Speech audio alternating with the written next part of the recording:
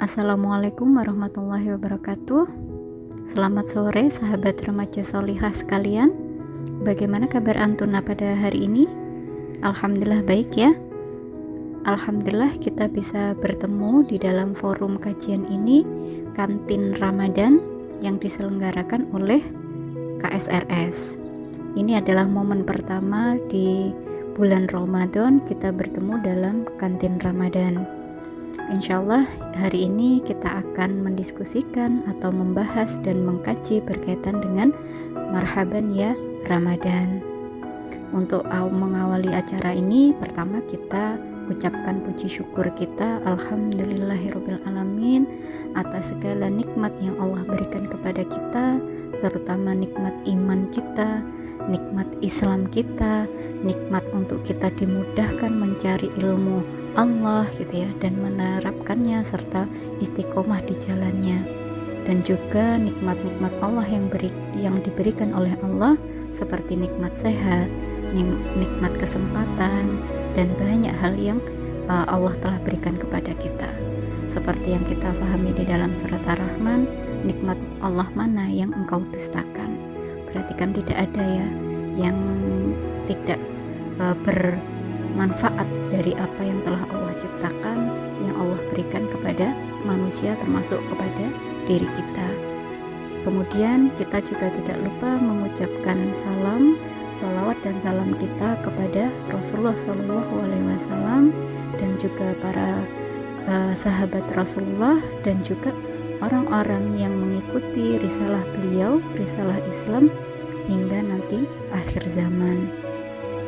Dan alhamdulillah kita adalah bagian dari orang-orang di zaman ini yang berusaha untuk mengikuti risalah beliau ya Rasulullah SAW. Dan disinilah kita saat ini berdiskusi bersama, kita sharing bersama dalam rangka untuk mengkaji ilmu Allah, dan semoga Allah mudahkan ilmu yang kita pahami hari ini untuk menjadikan keberkahan amal jariah di dunia dan nanti menjadi keberkahan di akhirat. Amin ya rabbal alamin. Marhaban ya Ramadan. Alhamdulillah, bersyukur banget kita saat ini bisa bertemu dengan bulan Ramadan yang sangat dimuliakan oleh Allah. Dan ini adalah sebuah anugerah yang tersendiri ya bagi kita bisa bertemu dengan bulan Ramadan. Tentu saja kita sangat merindukan untuk bisa bertemu kembali dengan bulan Ramadan, dan alhamdulillah kita diberi waktu oleh Allah, diberi usia oleh Allah untuk bertemu di bulan Ramadan ini. Nah, kenapa kok kita patut bersyukur? Kenapa kok kita patut bahagia bertemu dengan bulan Ramadan? Inilah kita saat ini sharing, mengkaji berkaitan dengan Marhaban ya Ramadan. Selamat datang bulan Ramadan dan selamat menunaikan ibadah puasa bagi para adik-adik di bulan Ramadan 1442 Hijriah. Ada beberapa dalil berkaitan dengan bulan Ramadan yang menunjukkan di mana keutamaan bulan Ramadan dibandingkan bulan yang lain, sehingga kita bisa bersyukur sekali bertemu dengan bulan Ramadan. Nah, oleh karena itu tetap stay tune, kita kaji bersama-sama berkaitan dengan keutamaan bulan Ramadan. Disebutkan di dalam hadis riwayat Bukhari dan Muslim, apabila bulan Ramadan telah datang, pintu-pintu surga dibuka, pintu neraka ditutup, dan syaitan dibelenggu. Kayaknya kalau hadis ini remaja solihah sudah tahu, karena sudah sering ya jadi guyonan atau biasanya jadi ini candaan sama teman-teman. Nggak, kalau setannya di bulan Ramadan dibelenggu, berarti kalau ada yang usil, wah kamu ini setan kok nggak dibelenggu gitu kan biasanya.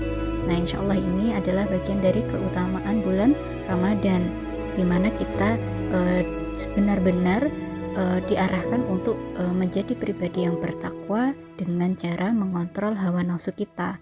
Karena setan sudah dibelenggu, maka yang menjadi hambatan satu-satunya untuk bertakwa adalah hawa nafsu kita sendiri gitu ya. Kemudian hadis riwayat dari Tabrani, seandainya para hamba mengetahui apa yang terdapat pada bulan Ramadan, niscaya mereka akan mengharapkan agar bulan Ramadan terjadi sepanjang tahun. Nah, kebaikan-kebaikan apa yang ada di bulan Ramadan, sampai kalau seandainya kita paham, kita sangat-sangat berharap semoga seluruh bulan itu adalah bulan Ramadan. Kalau Mbak Vina menggambarkan bulan Ramadan itu seperti lagi kalau ada sale gitu ya. Kalau cewek kayaknya suka deh ada diskon atau sale promo apa gitu, mungkin yang suka lihat-lihat Shopee atau Tokopedia atau mungkin di mall gitu ya. Kalau yang sudah biasa ke toko yang kalau ada diskon tuh wow, heboh gitu. Para remaja putri, apalagi sampai ibu-ibu, emak-emak itu aduh heboh kalau ada diskon gitu ya. Nah, seperti itu gambarannya bulan Ramadan itu. Jadi di bulan Ramadan itu lagi banyak sale, banyak diskon. Cuman memang bukan diskon baju, bukan diskon makanan, atau bukan diskon itu ya. Yang lebih utama atau lebih baik dari semuanya itu diskon pahala. Jadi Allah obral pahala untuk kita. Bagaimana nggak bahagia kalau ketemu bulan Ramadan kita bisa dapat obral diskon pahala yang begitu besar gitu ya. Maka kita sangat berharap bisa setiap tahunnya itu bulan Ramadan. Kemuliaan di bulan Ramadan ada 3 poin atau 3 hal yang utama yang perlu kita pahami. Yang pertama, di dalam bulan Ramadan kita tentu tahu ada kemuliaan puasa Ramadan. Di dalam surat Al-Baqarah ayat 183, Allah berfirman yang artinya, "Hai orang-orang yang beriman, diwajibkan atas kamu berpuasa sebagaimana diwajibkan atas orang-orang sebelum kamu agar bertakwa." Kemudian kemuliaan di bulan Ramadan yang kedua selain puasa Ramadan adalah nuzulul Quran, di mana Al-Quran Allah turunkan pertama kali menjadi wahyu bagi Rasulullah Shallallahu Alaihi Wasallam itu pada bulan Ramadan. Disebutkan di dalam surat Al-Baqarah ayat 185, bulan Ramadan, bulan yang di dalamnya diturunkan permulaan Al-Quran sebagai petunjuk bagi manusia dan penjelas mengenai petunjuk itu dan pembeda antara yang hak dan yang batil. Subhanallah, itu padahal kita paham betul bahwa Al-Quran adalah petunjuk bagi kaum muslimin, maka turunnya petunjuk bagi kaum muslimin ini di bulan Ramadan itu merupakan bulan yang diistimewakan oleh Allah. Ada lagi yang satu lagi yang sering mungkin kalau adik-adik sudah biasa mengejar untuk mendapatkan malam yang istimewa ini di bulan Ramadan, yaitu malam Lailatul Qadar. Di dalam surat ini ya, Al-Qadar ayat 1-5, insya Allah adik-adik remaja juga sudah paham dan sudah hafal ya surat Al-Qadar. Sesungguhnya kami menurunkan Al-Quran pada malam Lailatul Qadar. Tahukah engkau apakah malam Lailatul Qadar itu? Malam Lailatul Qadar itu lebih baik dari 1000 bulan. Pada malam itu turunlah malaikat-malaikat dan Jibril dengan izin Allah. Mereka membawa segala urusan selamatkan malam itu hingga terbit fajar. Nah, terkait kebaikan dalam puasa Ramadan, ada beberapa dalil yang menjelaskan di mana keutamaan kebaikan di dalam puasa Ramadan sehingga menjadikan bulan Ramadan itu istimewa. Di luar bulan Ramadan kita juga ada puasa-puasa yang lain, tapi hukumnya sunnah gitu ya, seperti puasa Senin Kamis. Kalau yang sudah biasa puasa Senin Kamis tahu. Kemudian puasa Daud atau puasa mungkin di tengah bulan tanggal 14, 13, 14, 15. Nah, kalau puasa Ramadan ini spesial karena ini adalah puasa yang diwajibkan dan ada banyak kebaikan di dalamnya. Yang pertama, setiap amal kebaikan, ini hadis riwayat Muslim ya, setiap amal kebaikan untuk anak Adam akan dilipat gandakan menjadi 10-700 kali lipat.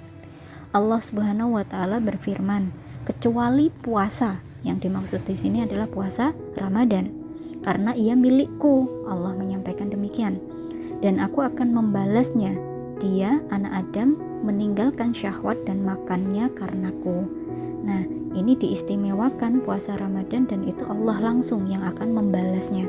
Kalau pahala pada aktivitas lain itu sudah Allah lipat gandakan dengan Allah sudah memberi banyak sale gitu ya.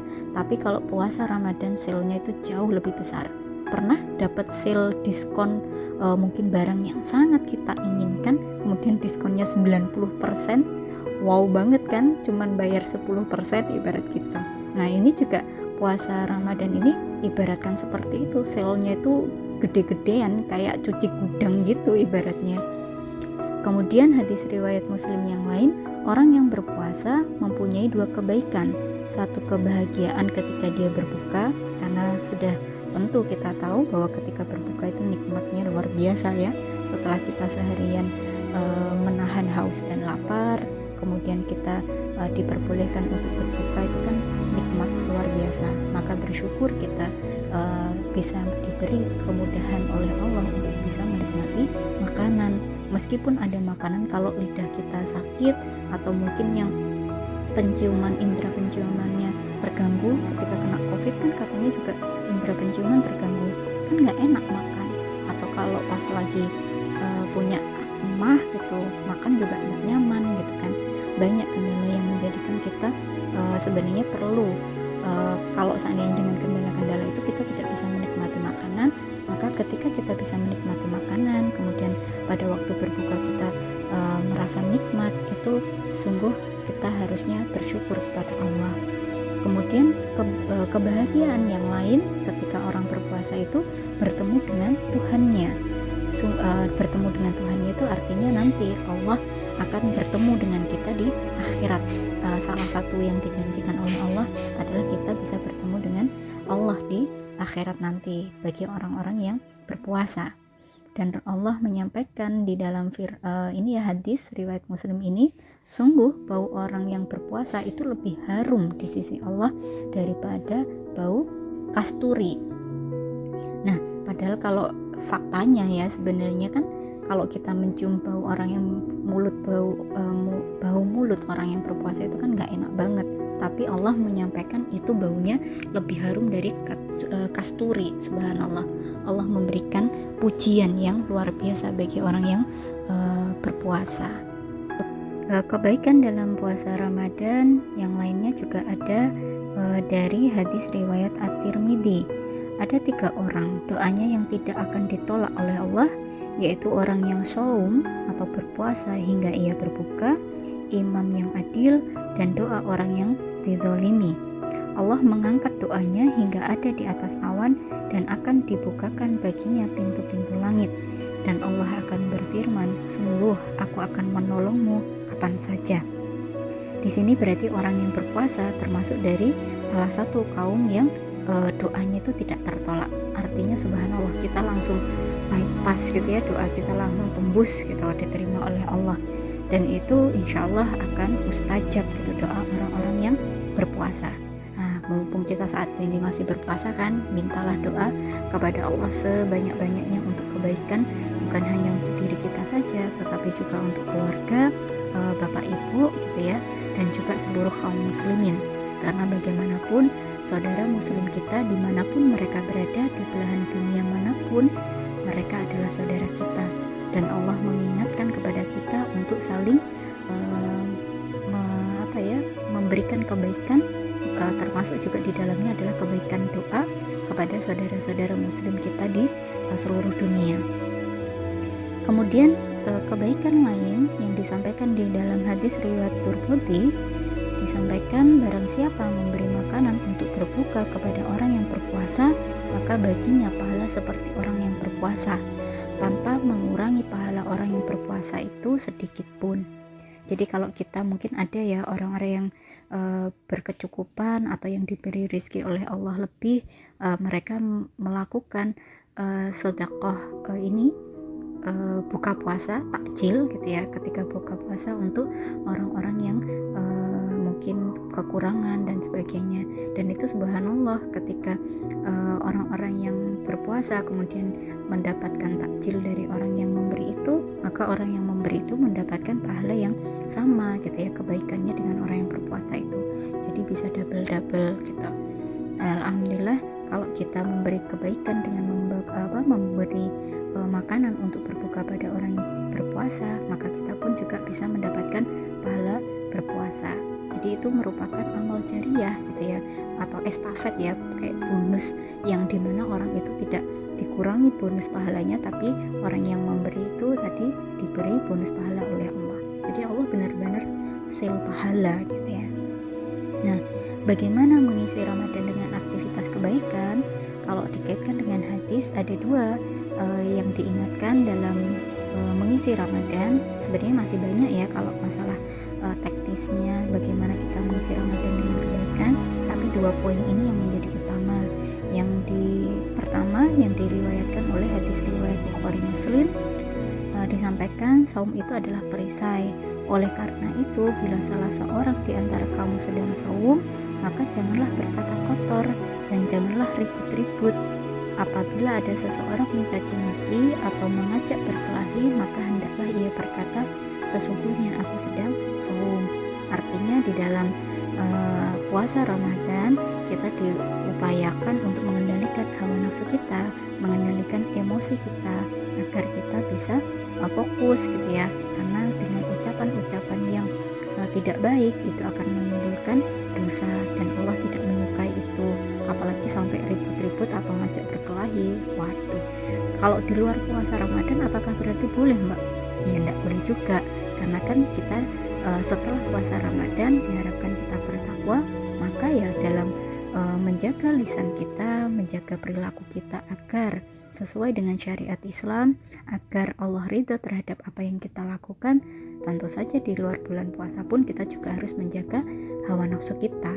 Jadi ibaratnya di bulan puasa itu kita lagi magang gitu ya, sehingga setelah bulan Ramadan kita bisa menjalankan kebaikan-kebaikan. Kemudian hadis riwayat Bukhari dan Muslim disampaikan Rasulullah Shallallahu Alaihi Wasallam adalah orang yang pemurah, terlebih pada bulan Ramadan, bulan di mana beliau selalu ditemui Jibril. Jibril menemuinya setiap malam bulan Ramadan untuk bertadarus Al-Quran. Sungguh bila Rasulullah Shallallahu Alaihi Wasallam bertemu dengan Jibril, beliau lebih pemurah lagi melebihi angin yang kencang.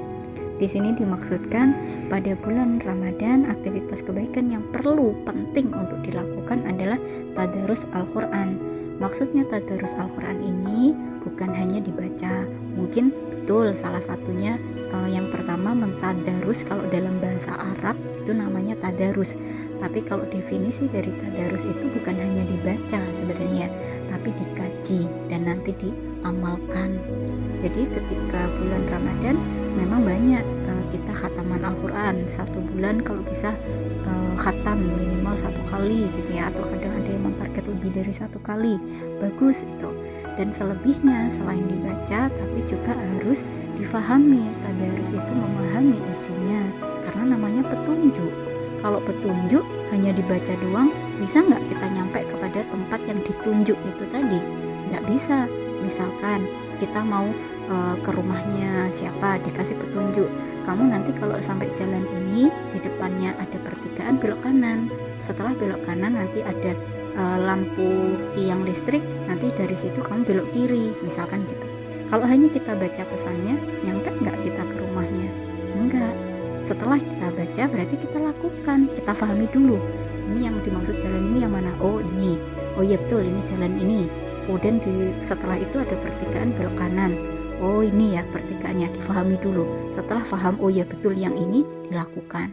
Setelah dilakukan, nyampe lah gitu. Namanya juga petunjuk dalam hidup untuk kita bisa meraih surga. Maka kalau kita ingin meraih surga, otomatis tidak hanya dibaca, difahami, juga diamalkan. Yang kedua tadi, keistimewaan bulan Ramadan adalah nuzulul Quran. Dan nuzulul Quran ini menandakan bahwa Ramadan itu merupakan syahrul Quran, bulannya Al-Quran. Dan kalau kita memahami Al-Quran itu adalah petunjuk hidup manusia, sudah disebutkan oleh Allah tadi di dalam surat Al-Baqarah ya.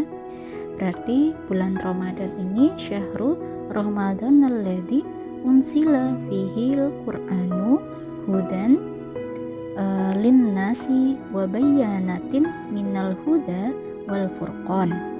Bulan Ramadan ini adalah bulan diturunkannya Al-Quran, bulan Ramadan adalah bulan Al-Quran. Indikator keberhasilan bulan Ramadan tidak dilihat ketika bulan Ramadan itu sendiri, hanya bulan Ramadan saja, tapi ditentukan berdasarkan apakah setelah Ramadan Al-Quran itu dijadikan petunjuk sebagai wujud takwa. Karena tujuan dari puasa itu adalah bertakwa, dan turunnya Al-Quran di bulan Ramadan itu menunjukkan bahwa Al-Quran sebagai petunjuk juga diterapkan bukan hanya di bulan Ramadan. Nah, itulah yang menjadi poin penting ketika kita memahami tentang keistimewaan bulan Ramadan, yaitu puasa Ramadan untuk membentuk pribadi takwa, kemudian adanya turun Al-Quran sebagai petunjuk hidup. Maka sebagai muslim yang bertakwa, untuk menjadi muslim yang bertakwa, kita menjadikan Ramadan itu untuk membentuk pribadi kita yang bertakwa, gitu ya, yaitu muslim yang menjadikan Al-Quran sebagai petunjuk hidup dengan menjalankan syariat Islam secara menyeluruh, secara kafah. Karena apa yang ada di dalam Al-Quran dan hadis sebagai penjelas dari Al-Quran itu merupakan sebuah rangkaian syariat Islam, sebuah rangkaian tata aturan kehidupan yang sesuai dengan yang ditunjukkan oleh Allah. Maka kita diperintahkan untuk menjadi pribadi bertakwa. Apa itu bertakwa? Mematuhi seluruh perintah Allah dan menjauhi seluruh larangannya. Berarti kita harus masuk ke dalam Islam secara menyeluruh, kafah, tidak prasmanan. Kalau prasmanan kan kita biasanya aku suka ayam, aku nggak suka udang, maka yang diambil, yang dimakan ayamnya doang, udangnya enggak. Tapi kalau syariat Islam enggak boleh begitu. Syariat Islam harus diambil totalitas. Kalau suka pada berkaitan dengan puasa Ramadan, ini banyak sale, banyak pahala, tak ambil. Tapi kalau berkaitan misalkan dengan aturan tidak boleh larangan untuk mencontek, waduh, aku masih suka mencontek, dan kalau nggak mencontek aku gimana bisa dapat nilai bagus, nggak tak ambil. Nah, kayak gitu nggak boleh. Itu berarti tidak mencerminkan menjadi pribadi bertakwa. Kalau menjadi pribadi bertakwa, maka totalitas apa yang diperintahkan oleh Allah kita ambil, dan apa yang dilarang oleh Allah semua kita tinggalkan. Meskipun kita dalam perjalanan kehidupan itu masih terkadang apa yang diperintahkan wogah-wagahan dijalankan, atau yang dilarang masih kayak eman untuk ditinggalkan, gitu ya. Tapi kita harus berprogres, kita harus senantiasa mengarahkan hawa nafsu kita, mengontrol hawa nafsu kita untuk bertakwa kepada Allah. Karena kita butuh ilmu. Karena kalau tanpa ilmu mungkin kita akan kesulitan untuk mengikuti atau mengontrol hawa nafsu kita agar sesuai dengan aturan syariat, gitu. Maka kalau kita masih ada kendala malas, kemudian ada kendala yang masih eman meninggalkan sesuatu yang Allah larang, maka yang kita butuhkan adalah ilmu. Setelah kita memahami ilmunya, kenapa istilahnya kebaikan-kebaikan yang Allah berikan ketika melaksanakan sebuah aturan Allah, maka kita akan bergegas mengikuti apa yang menjadi perintah Allah. Karena itu sejatinya apa yang diperintahkan oleh Allah semuanya itu adalah kebaikan bagi manusia. Sebaliknya, apa yang dilarang oleh Allah itu semua itu untuk kebaikan manusia juga, karena itu sesuatu yang pasti memberikan keburukan bagi manusia. Karena ketika Allah memerintahkan sesuatu atau melarang sesuatu tidak untuk Allah, tidak ada fungsinya untuk Allah, tapi semuanya itu benar-benar bagian dari maha kebaiknya Allah untuk manusia, dan itu kebaikan semuanya itu untuk manusia.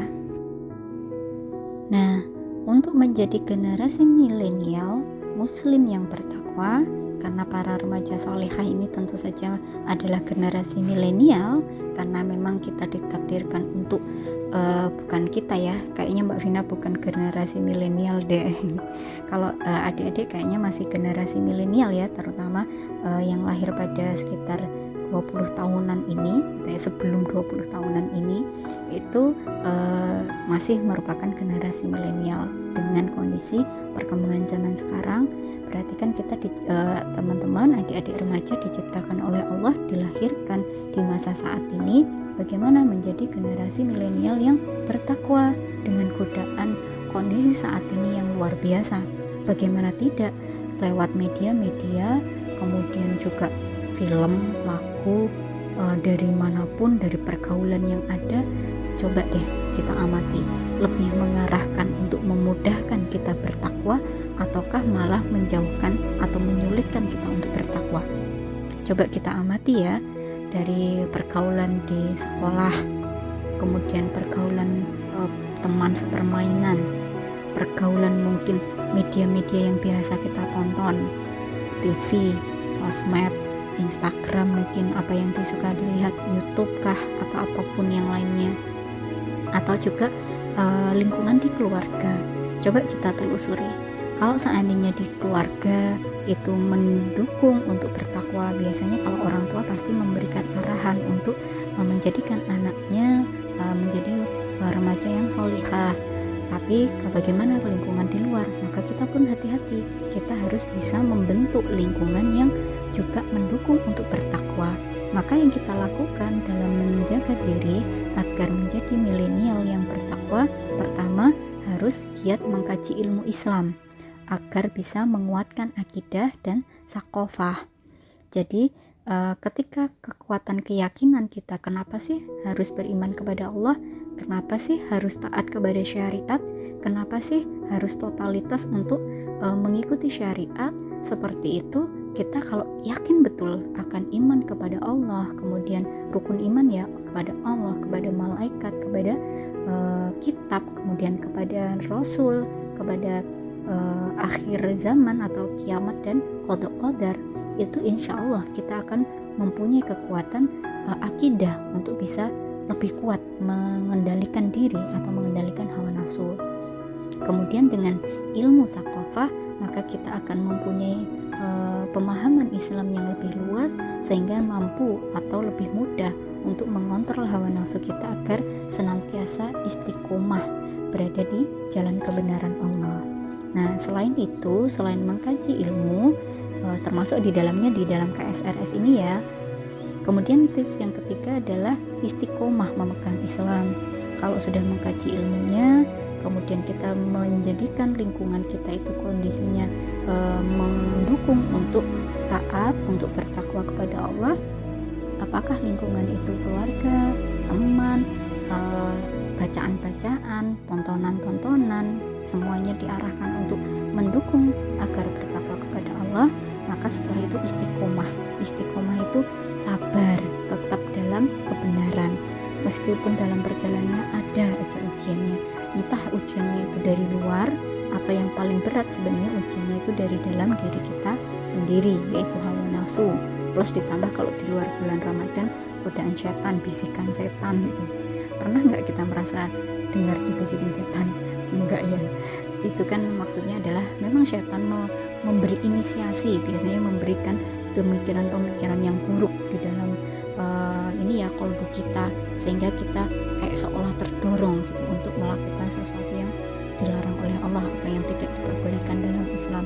Tapi kita punya pemikiran, kita punya pemahaman, kita punya kolbu yang bisa mengarahkan untuk kita istiqomah. Nah, makanya itu perang gitu ya, antara hawa nafsu kita dengan pemahaman kita, dengan kolbu yang sudah kita berupaya untuk istiqomah. Nah, itu berperang di dalam diri kita. Maka ketika kondisi seperti itu, untuk diri kita kuatkan, untuk lingkungan di sekitar kita pun kita kondisikan agar mendukung takwa. Kemudian yang keempat, bagaimana ketika kondisi lingkungan itu tidak mendukung, karena sepertinya lingkungan lebih banyak tidak mendukung kalau kondisi fakta saat ini ya, hidup kita di zaman sekarang gitu ya. Maka yang kita perlu lakukan adalah sharing Islam, karena ilmu yang kita kaji itu bukan untuk pribadi kita, tapi juga untuk kebaikan bagi saudara muslim kita yang lain. Disampaikan bahwa tugas untuk berdakwah itu adalah tugas setiap kaum muslimin, wajib bagi seluruh kaum muslimin untuk menyampaikan dakwah, men-sharingkan Islam. Meskipun apa yang diketahui itu hanya sedikit, hanya satu ayat saja, itu perlu disampaikan, di-sharingkan, sehingga dengan saling sharing kebaikan, maka kebaikan, kebenaran Islam itu akan terjaga. Sharingnya kepada keluarga, kepada teman dan siapapun, sehingga kita bisa saling tolong menolong dalam bertakwa kepada Allah. Kalau suatu saat kita lemah, saudara kita yang mengingatkan. Kalau pas suatu saat saudara kita yang lemah, kita yang mengingatkan. Jadi saling nasihat-menasihati dalam ketakwaan.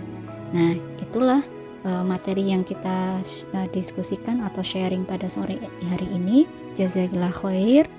Selamat meraih kebaikan di bulan Ramadan. Alhamdulillah, demikian apa yang kita bisa kaji di forum kantin Ramadan kali ini. Marhaban ya Ramadan.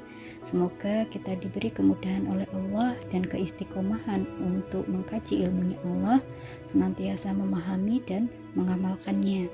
Dan semoga Allah memberikan kemudahan kepada kita untuk menuju ke jalan surganya. Amin ya Allah. Mari kita tutup dengan membaca hamdalah, istighfar, dan doa penutup majelis. Alhamdulillahirrabbilalamin, astagfirullahaladzim, subhanakallahumma wa bihamdik, asyhadu an la ilaha illa anta, astaghfiruka wa atubu ilaik. Wassalamualaikum warahmatullahi wabarakatuh.